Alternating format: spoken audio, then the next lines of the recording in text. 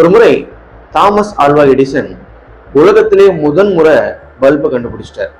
இதை உலகத்தில் இருக்கக்கூடிய மற்ற விஞ்ஞானிகளுக்கு தெரியப்படுத்தணும் என்பதற்காக எல்லாருக்கும் அறிவிப்பு அனுப்புறாரு.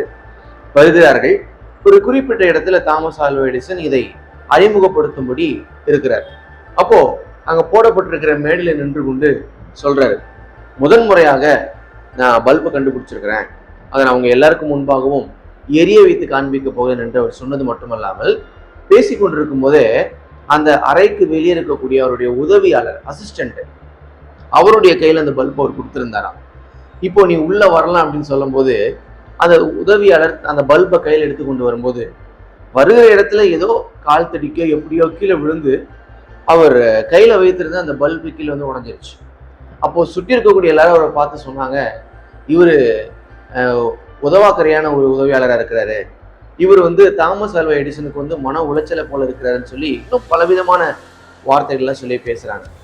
ஆனா எடிசனும் அவரை ஒரு வார்த்தையும் திட்டாம, ஒரு வார்த்தையும் அவரை கசந்து கொள்ளாம, பரவாயில்ல போனது போகட்டும், இது கீழே விழுந்து உடைஞ்சா கூட திரும்பவும் உருவாக்கக்கூடிய ஞானம் எனக்குள்ள இருக்கு அப்படின்னு சொல்லி அந்த விஞ்ஞானிகளெல்லாம் பார்த்து அவர் சொல்றாரு, நீங்க கொஞ்சம் பொறுங்க, நான் திரும்பவும் இதை உருவாக்கி உங்களுக்கு முன்பாக காண்பிக்கிறேன்னு சொல்லி ஒரு நாள் நைட்டு முழுவதும் உட்கார்ந்து திரும்பவும் அதை உருவாக்கி அடுத்த நாள் காலையில அறிவிக்கிறாரு. அதே உதவியாளரை கொண்டு அதை கொண்டு வர சொல்லி அதை அவர்கள் கண்களுக்கு முன்பாக எரிய வைத்து காண்பித்தாராம். நீங்க கேட்கலாம், ஏன் இது சொல்றீங்கன்னு. Praise god. தேவனுடைய பிள்ளைகளே, எல்லாரும் நல்லா இருக்கிறீங்களா?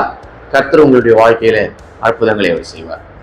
பைபிள் அழகான ஒரு வசனம் ஒன்று உண்டு, நீதிமான் 7 தரம் விழுந்தாலும் அவன் திரும்பவும் எழுந்திருப்பான்.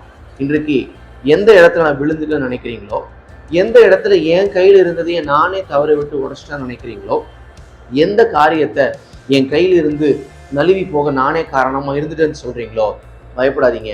நீங்கள் விழுந்தாலும், நீங்கள் கீழே விழுந்து மடியக்கூடிய நிலையில் இருந்தாலும் திரும்பவும் உங்களை உயிரடைய பண்ணி எழுப்பி நிற்க பண்ண நாம் ஆராதிக்கிற ஆண்டவர் வல்லமை உள்ளவராக இருக்கிறார்.